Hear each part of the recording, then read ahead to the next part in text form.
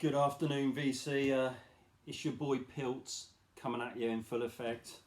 Again, one of my girls I work with, she's like a social influencer. I think she gets about 50,000 views on YouTube. She's only about 20, and she saw one of my videos and said I've got to keep it more high energy. So that was my attempt there. I don't think it's going to work. To be honest, I don't think it's me. I'm going to do it's the trilogy. Alternative 80s, the American edition.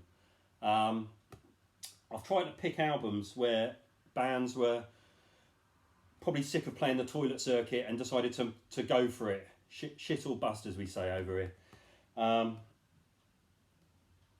Sometimes with success, sometimes not. Occasionally they found that, like Icarus, they flew a little bit too close to the sun and their wings melted. There you go, a Greek mythology reference there. You don't get that on other channels. That's why I'm edging towards that 1,000 subscribers. Click and subscribe. Apparently you've got to say. So first up, this is probably actually a band that maybe weren't on the upward arch, or certainly not in America. The Ramones, Pleasant Dreams. Although in England they were, because the album before this, which was End of the Century, produced by gun-toting, loose cannon Phil Spector, was actually fairly successful in the UK. They'd actually had a top 10 hit. I mean, the Ramones were bigger in the UK than America anyway, I think, but Baby I Love You had gone top 10, because I remember watching it on Top of the Pops. And so I do wonder if they sort of aim this at the English market a little bit, because they got Graham Gouldman to produce it, who was the guy from 10cc, who was like the ultimate pop act, who had the huge hit in the UK with I'm Not In Love. And also he'd been a big pop songwriter in the 60s. I think he wrote For Your Love for the Yardbirds and something for Wayne Fontana and the Mindbenders, and I know the Ramones were big pop fans. But yeah, this is my fourth favourite Ramones album, actually. I really love this album. It's got We Want the Airwaves, the KKK Took My Baby Away, She's a Sensation, It's Not My Place, which is a real 60s pop classic. But this is probably the first time the Ramones kind of stopped sounding like the Ramones. I think it sold absolutely nothing in the UK or America, but I say it's a decent album. After the first three, this would definitely be my next choice. But yeah, Pleasant Dreams by the Ramones. Next up, this is a contentious one for me. Who's Could Do, Candy Apple Grey. They finally made the jump to a mainstream label. I can't remember who it was. Warner's, I think. They were meant to give Warner's Flip Your Wig, but out of loyalty they decided to record Flip Your Wig for SST, and it would have been interesting to see what Flip Your Wig would have sounded like on a major label. I love Huskers, they're probably one of my favourite band, but this album's a botch for me. The productions, I remember bunking school, Ellis School in Camden, and running down to HMV in London, Oxford Street, to get this, and then getting it home. And you do that thing when you're trying to like an album and it just won't happen. And I've never really liked this album. It's a victim of the Great Stress Toy Explosion incident of 1992 as well, which I'll tell you all about that one day on a video.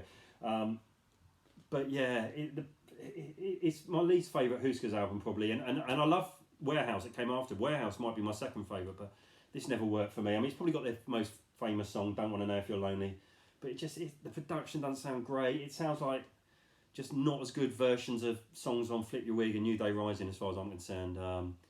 It didn't get anywhere in the charts either, I think. I think they made less money out of this than they did for SST, but yeah, they went for it and it didn't quite work. But that's Candy Apple Grey by Who's Could Do. In a similar vein, the Replacements' Tim. Again, they jumped to a major label, Sire on this occasion. Possibly the worst album cover of all time. They got Tommy Ramone from the Ramones to produce it, and it's an absolute dog's breakfast of a production job. Really, truly one of the worst production jobs I've ever heard, and probably one of the worst sleeves I've ever seen. I've got to say, it's probably one of my favourite Replacements albums, if not my favourite. It's got Waitress in the Sky, Swinging Party, Here Comes a Regular, Bastards of the Young. It's a great album, absolutely hindered by pretty poor production. I think it's the last album as well that featured Bob Stinson, who was just one of the great guitarists. Unfortunately, a man who was pretty troubled and had a lot of demons, and ended up pretty much drinking himself to death, I think, in 94 94, 95. I can't remember. He was pretty young. He was only about in his 30s. It's a great album. Really recommend it. Probably, I say, it probably is my favourite Replacements album. But yeah, Replacements Tim. Dreadful album title as well. That. Next up, REM's Document. Although the album before it, which I can't remember what it's called, was probably them really going for a bit of a stadium sound. This is probably the first REM album where you could mention songs to people who aren't big REM fans and they would know the songs. So, you know, Finest Work song was kind of them going in almost a bit of a U2 direction. The End of the World as We Know It, that was kind of their Smells Like Teen Spirit, wasn't it? I mean, everyone knows that one. And The One I Love, that was probably the first REM song in the UK that really sort of cut through, because I remember a lot of people liking it. I think it's the first REM song to get in the UK top 50 or something. I don't mind this album. It's probably my least favourite of the REM albums up to the late 90s. Side 2 does fall apart quite badly. I mean, I don't know what's going on here. They've had 2 years to write this album, so I don't think they brought anything out in 86. And, you know, it's got Fireplace, King of Birds, Oddfellows Local, 151. I mean, I couldn't even tell you what they sound like, and I must have listened to this record 50 times. Yeah, I don't know. Michael Stipe had probably wandered off and was playing with his wind chimes or something when they were doing side 2, maybe. But yeah, it certainly put them on the map in the UK. This was the first time that a lot of people in the UK had heard of REM, and from here on, obviously, the rest was history. But yeah, decent album, Document, but maybe not my favourite.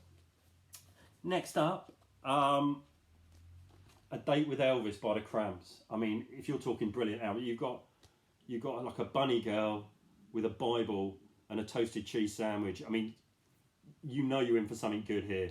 This is not the Joshua Tree, clearly. The Cramps were pretty huge, were getting very big in the UK around this time. And I remember the Tube on Channel 4, Friday, they played 3 songs off this album to sort of introduce it to the British public. And they had a bass player, this girl in like a bunny girl outfit. And it was brilliant. It's on YouTube, it's fantastic. The weird thing is, obviously Psychobilly was huge in UK in the mid-80s. I know it's on Discogs. This got released in 86, but didn't get released in America till the 90s. Till about 1990, I think, unless I got that wrong, but I think that's what it said. Yeah, it went top 40 in the UK, and I think Can Your Pussy Do the Dog, the single, went top 40 as well. It's probably not my favourite Cramps album. It is good, but there's no real standout tracks. My favourite would be the UK singles collection, Off the Bone, which is absolutely classic. But yeah, A Date with Elvis by the Cramps.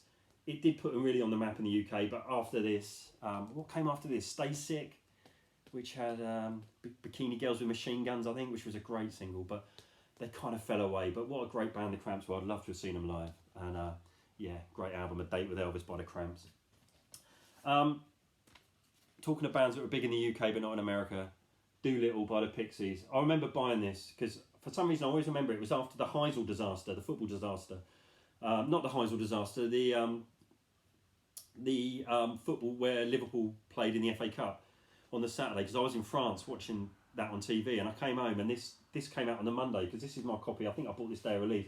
It's got the pull out. I think it goes for quite a lot of money now, and it came in a special plastic bag. But yeah, Doolittle by the Pixies. This one just made them huge in the UK. I mean, I think this got to number 1. They were playing in front of 10,000 people. I remember seeing them at Crystal Palace in one of the oddest gigs ever, where there was a river or a lake in front of the band between the audience. And yeah, I think they were massive in the UK with this. And it is a great album. I prefer Surfer Rosa, I've got to be honest. But it's got some brilliant tracks on it. Crackety Jones. I mean, it's all pretty good on here, isn't it? They fell off after this, so like I said, I didn't really want to hear any of it. I know people like Bossa Nova and the other album, but it wasn't really for me. But this is the killer for me. This and Surfer Rosa. But Pixies Doolittle, and yeah, they exploded in the UK after this. Last one, Huevos by the Meat Puppets. This is probably them. They definitely were going for a more commercial sound. It was on SST. A lot of people call this their ZZ Top album, because they did kind of sound a little bit like ZZ Top, but not totally. I mean, it didn't really sound like Eliminator, put it that way. But it's a pretty solid album. It didn't really do it for them. They followed it up with Monsters, which ain't as good as this. So, I mean, this is a decent album. And it's got a great sleeve as well. Love this sleeve. Eventually, of course, they probably did make a few quid because obviously Kurt Cobain put 3 of their songs on their MTV live album. So I dare say that's probably set them up for life because they must get a few royalties when they sell that. But yeah, Huevos by the Meat Puppets, good album. Didn't really break them into the mainstream. But yeah, pretty decent. And they got signed by a major, I think, 2 albums after this. But anyway, that's all my sort of American alternative albums, and I'll be doing some more albums, some more videos later. But thanks for watching. Cheers.